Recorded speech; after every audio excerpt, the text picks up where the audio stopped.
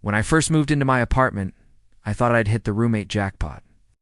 Jenna was bubbly, friendly, and always willing to split chores. We got along well enough, and I figured we'd have a peaceful living situation. At least that's what I thought in the beginning. The first few weeks were fine, but I started noticing little things going missing from the fridge. At first it was small. A soda here, a yogurt there. I assumed I'd just forgotten that I'd eaten them, or maybe misplaced them in the back of the fridge. But then it started happening more often. My leftovers from a restaurant would vanish overnight. Snacks I bought for the week would be half gone in 2 days. I even caught her eating my cereal one morning, and she just laughed it off. "Relax," she said between bites. "It's just food. We're roommates, right? What's mine is yours." Except it didn't work the other way around. Whenever I so much as looked at her fancy protein bars, she'd freak out and accuse me of being disrespectful.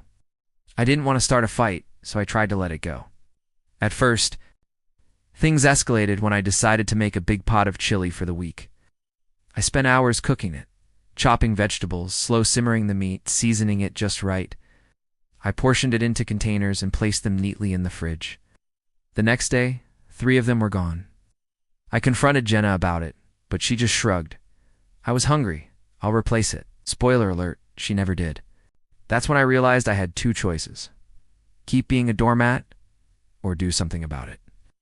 I wasn't the type to start screaming matches, but I also wasn't about to let someone walk all over me, so I started planning. I waited a few days and acted like everything was normal. I cooked for myself, smiled at her, and pretended not to notice when she grabbed my snacks.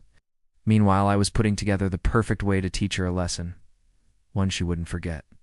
It started with a special batch of dessert. I knew she wouldn't be able to resist. I baked a tray of brownies and left them cooling on the counter. They looked perfect, smelled heavenly, and were right out in the open. But these weren't just any brownies. I'd made them using a super spicy chili powder I'd picked up from a specialty store. It wasn't dangerous, just intensely hot. The kind that makes your eyes water and your mouth feel like it's on fire for a good 15 minutes. Then I waited. I knew Jenna's patterns by now. She always came home from work ravenous, heading straight to the kitchen before even changing out of her clothes. I timed the brownies perfectly so they'd be sitting there just as she walked through the door. Sure enough, at 5:45 p.m., I heard the jingle of her keys.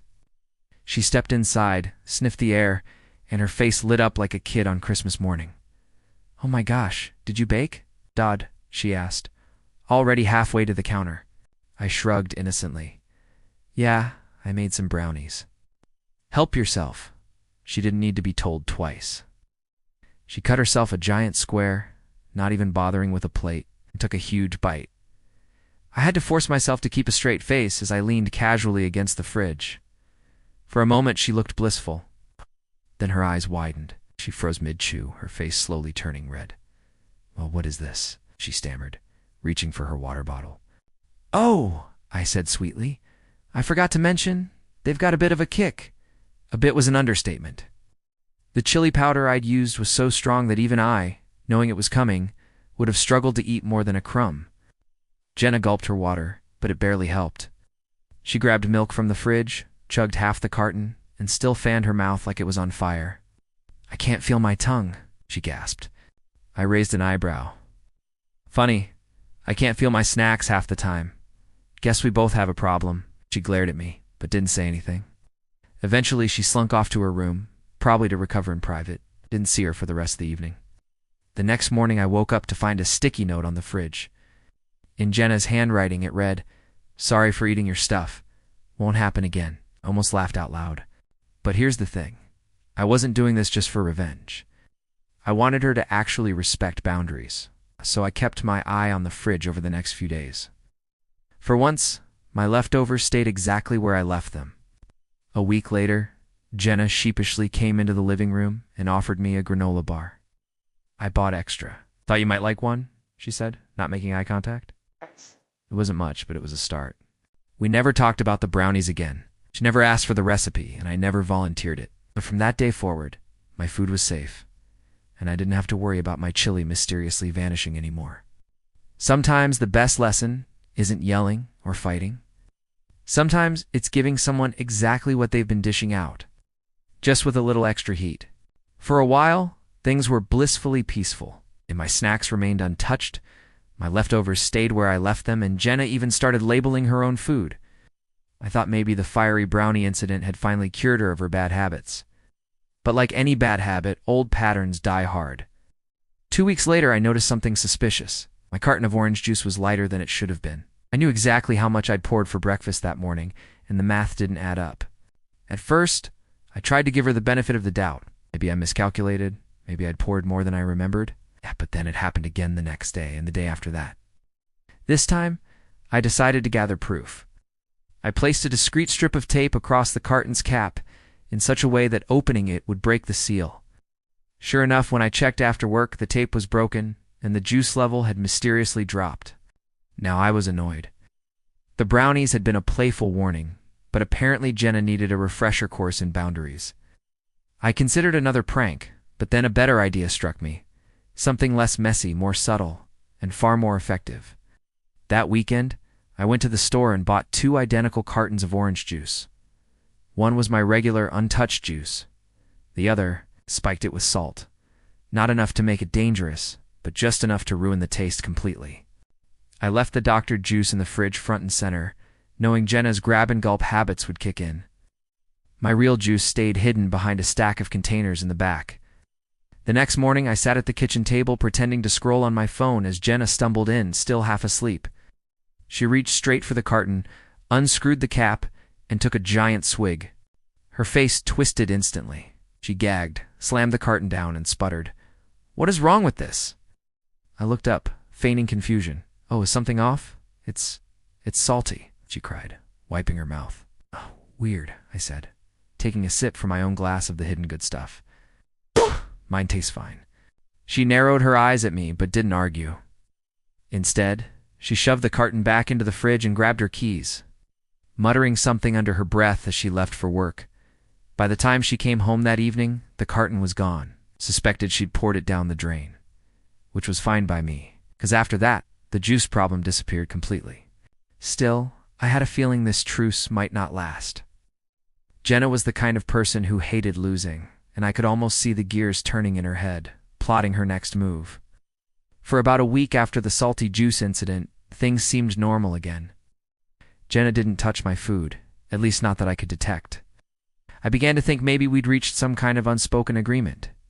She stays out of my stuff, I stay out of hers. But one Friday night I came home from work and immediately noticed something was off. My jar of homemade pasta sauce, the one my grandma had sent me in a care package, was open. And not just open, half of it was gone. That jar was sacred. My grandma only made it twice a year, and the flavor was unbeatable. I had been saving it for a special occasion. Seeing it half empty felt like someone had stolen a little piece of my heart. I confronted Jenna in the living room. "Hey, did you use my pasta sauce?" She looked up from her phone, completely unfazed. "Oh yeah, sorry, I thought you wouldn't mind. I made spaghetti earlier and I didn't have any sauce. You weren't using it right." I gritted my teeth. "That's not the point, Jenna. That was mine. It's for my grandmother." She shrugged. "Well, I'll get you some more from the store." That was it. No apology. No acknowledgement that she'd crossed the line again. At that moment, I knew we weren't just dealing with a bad habit. We were dealing with a full-blown food thief who thought she was entitled to my stuff. That night, I started planning. If the brownies and juice hadn't been enough, it was time to step up my game. But I didn't want to just prank her. I wanted to teach her a real lesson she couldn't ignore. The next day, I cooked up a big pot of spaghetti, using store-bought sauce. Nothing special. I made sure the kitchen smelled amazing, knowing the scent would draw Jenna in like a moth to a flame. Then, I packed the spaghetti into 2 containers. One was perfectly normal. The other had a surprise. A generous amount of ghost pepper powder mixed into the sauce. The heat level was brutal, enough to make someone regret every life decision that led to that bite. I put the spicy one in the fridge, right in the spot where she'd usually find my food, and kept the normal one in my room mini-fridge for myself. Sure enough, when I came home that evening, the spicy container was gone. I didn't see Jenna until the next morning, and when I did, well, she looked rough. Puffy eyes, chapped lips, a red nose, like she'd been crying and blowing her nose all night. She glared at me. "Did you do something to that spaghetti?" I kept my face perfectly neutral. "Oh, you ate my spaghetti?" She groaned and stormed off without answering. After the ghost pepper spaghetti incident, Jenna kept her distance for a couple of days. She didn't speak to me unless she had to, and even then, it was short and clipped. I thought maybe, just maybe, she'd finally learned her lesson. But I should have known better. Jenna wasn't the type to take a loss quietly. But on Wednesday night, I walked into the kitchen and caught her hovering near the fridge, looking suspicious. She jumped when she saw me, slamming the fridge door shut. "What are you doing?" I asked, narrowing my eyes. "Nothing," she said, forcing a smile, just reorganizing the fridge. That's when I noticed the dish towel on the counter was covering something. I pulled it back and found my unopened carton of almond milk. "With the seal broken, you drinking my milk now too?" I asked, my patience wearing thin. She shrugged. "It was just a splash for my coffee." I clenched my jaw. "You could have asked." Her eyes narrowed. "Maybe if you weren't so selfish, you wouldn't have to worry about people touching your stuff." That line hit me like a slap. Selfish. I was the one buying my own food and respecting her space. No, she was the one crossing boundaries again and again. That night I decided if she wanted a prank war, she was going to get one, and I'd end it for good. The next day, I baked a batch of cookies. But these weren't ordinary cookies. Half of them were delicious chocolate chip. The other half had been made with chocolate chips, replaced by little nuggets of unsweetened baking chocolate and a heavy sprinkle of salt. I left the tray out on the counter with a sticky note that said, "Help yourself." Then I went to my room and waited.